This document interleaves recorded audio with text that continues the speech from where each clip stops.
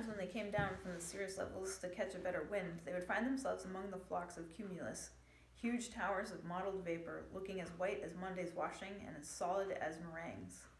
Perhaps one of these piled up blossoms of the sky, these snow-white droppings of a gigantic Pegasus, would lie before them several miles away. They would set their course towards it, seeing it grow bigger, silently, imperceptibly, a motionless growth, and then, when they were at it, they were about to bang their noses with a shock against the seemingly solid mass. The sun would dim. Wraths of mist suddenly moving like serpents in the air would coil about them for a second. Gray damp would be around them. The sun, a copper penny, would fade away. The wings next to their own wings would shade into vacancy until each bird was a lonely sound and a cold annihilation. Presence after uncreation. And there, they would hang in chartless nothing, seeming without speed or left or right or top or bottom, until as suddenly as ever, copper penny glowed, the serpents withered, and then in a moment of time they would be in the jeweled world once more. A sea under them, like the turquoise in all the gorgeous palaces of heaven new created, with the dew of Eden not yet dry. One of the peaks of the migration, when they came past a rock cliff off the ocean, there were other peaks when, for instance, their line of flight were crossed by an Indian file of Buick swans who were off to Abisko, making a noise as they went like little dogs barking through the handkerchiefs, or when they overtook a horned owl plodding mindfully along among the warm feathers whose back, so they said, a tiny wren was taking her ride for free. But the lonely island was the best. It was a town of birds. They were all hatching, quarreling, and friendly nevertheless. On top of the cliff there were short turf, and there were myriads of puffins busy with their burrows. Below them, in Razorbill Street, the birds were packed so close on such narrow ledges that they had to stand with their backs to the sea, holding tight with their long toes. And the Guillemot Street below that, the Guillemots held their sharp toy-like faces up towards the thrushes, do like when they are hatching. Lowest of all, there were also the kitwake slums and all the birds who, like humans, laid only one egg, and they were each jammed so tight that their heads were interlaced. And they had so little of this famous living space of ours that when a new bird insisted on landing on a ledge that was already full, one of the other birds had to tumble off. Yet they were in good humor, so cheerful and cocky-filled that, teasing one another, they were all enjoying it.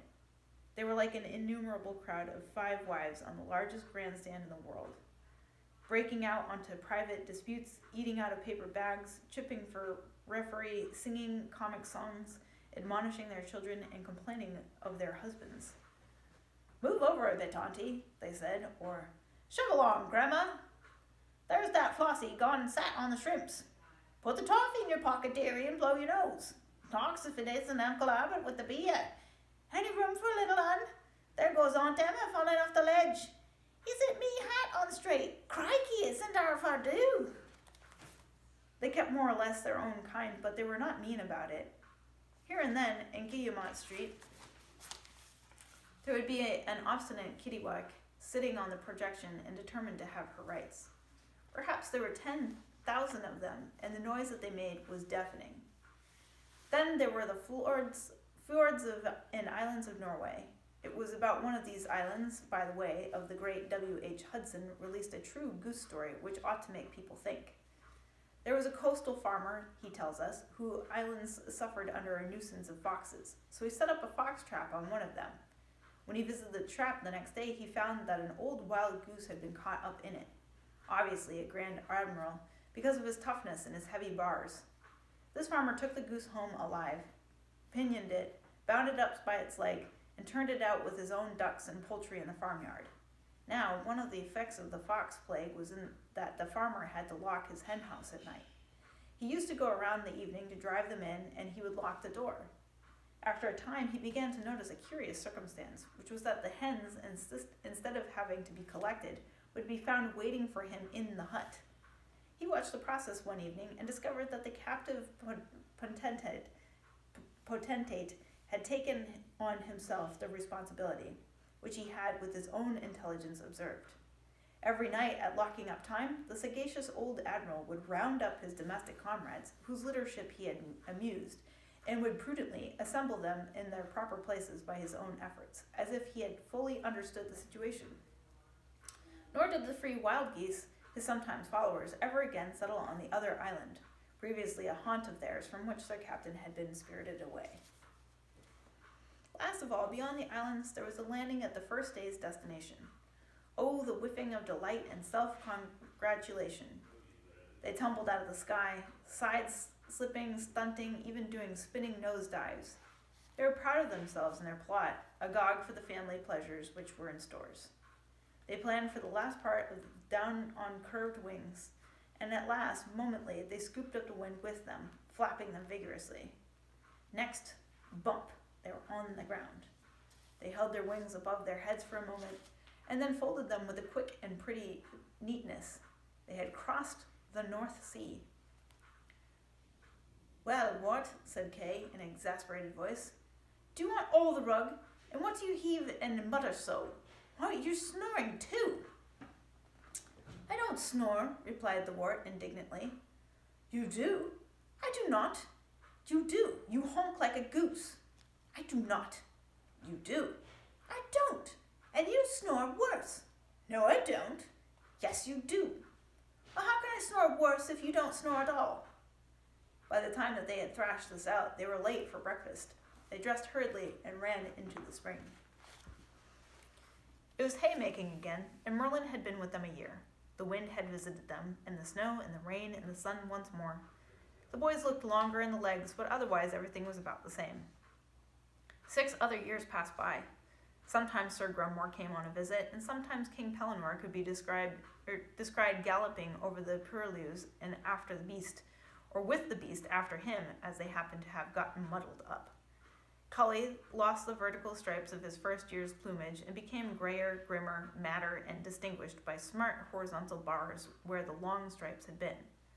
The Merlins were released every winter, and new ones caught again next year. Hobbs' hair went white. The sergeant-at-arms developed a pot-belly and nearly died of shame, but continued to cry out 1, 2 in a huskier voice on every possible occasion. Nobody else seemed to be changed at all, except for the boys. These grew longer. They ran like wild colts as before, and went to see Robin when they had a mind to, and had innumerable adventures too lengthy to be recorded. Merlin's extra tuition went on just the same, for in those days, even the grown-up people were so childish that they saw nothing uninteresting in being turned into owls. The wart was changed into countless different animals.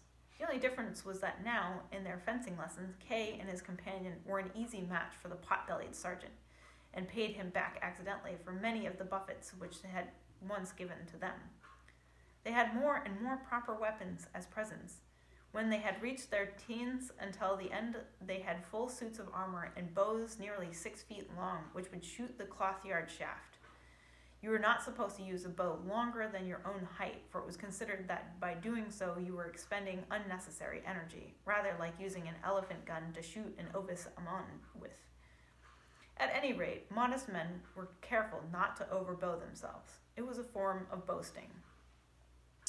As the years went by, Kay became more difficult. He always used a bow too big for him, and did not shoot very accurately with it either. He lost his temper and challenged nearly everybody to have a fight, and in those few cases where he did actually have the fight, he was invariably beaten. He also became sarcastic. He made the sergeant miserable by nagging about his stomach, and went on at the wart about his father and his mother when Sir Ector was not about.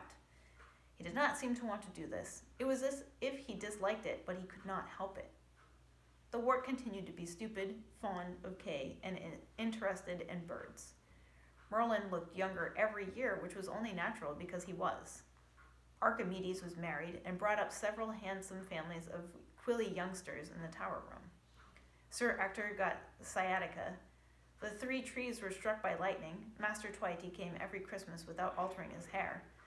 Master Passelwy remembered a new verse about King Cole. The years passed regularly, and the old English snow lay as it was expected to lie, sometimes with a robin redbreast in one corner of the picture, or a church bell lighted a window in the other. and in the end it was nearly time for Kay's initiation as a full-blown knight. Proportionately, as the day became nearer, the two boys drifted apart. Kay did not care to associate with the wart any longer on the same terms because he would need to be more dignified as a knight. It could not afford to have his squire on intimate terms with him. The wart, who would have to be the squire, followed him about disconsolately as long as he was allowed to, and then went off miserably to amuse himself alone as best as he might. He went into the kitchen. "Well, I'm Cinderella now," he said to himself. "Even if I have had the best of it for some mysterious reason up to the present time in our education, now I must pay for my past pleasures for seeing all those delightful dragons, witches, fishes, camel leopards, prismares, wild geese, and such alike by being second-rate squire and holding Kay's extra spear for him, while he hoes by some well or other joust with all comers. Never mind. I have a good time while it lasted, and it's not such a bad fun being Cinderella when you can do it in a kitchen which is a fireplace big enough to roast an ox." And the wart looked around the busy kitchen, which was colored by the flames, till it looked like hell with sorrowful affection. The education of any civilized gentleman in those days used to go through 3 stages: page, squire, and knight. And at any rate, the wart had been through the first of those 3.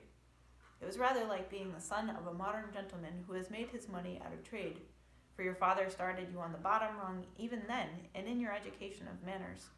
As a page, Wart had learned to lay the tables with 3 cloths and a carpet, and to bring meat from the kitchen, and to serve Sir Ector or his guests on bended knee, with 1 clean towel over his shoulder, 1 for each visitor, and 1 to wipe the basins. He had been taught all the noble arts of servility, and for the earliest time he could remember, there he had lain pleasantly in the end of his nose the various scents of mint, used to freshen the water, and the ewers, or basil, chamomile, fennel, hyssop, and lavender, which had been taught to strew on the rushy floors, or of the angelica, saffron, and aniseed, tarragon, which were used to spice the savories which he had to carry. So he was accustomed to the kitchen, quite apart from the fact that everybody who lived in the castle was a friend of his who might be visited on any occasion. Stop here today.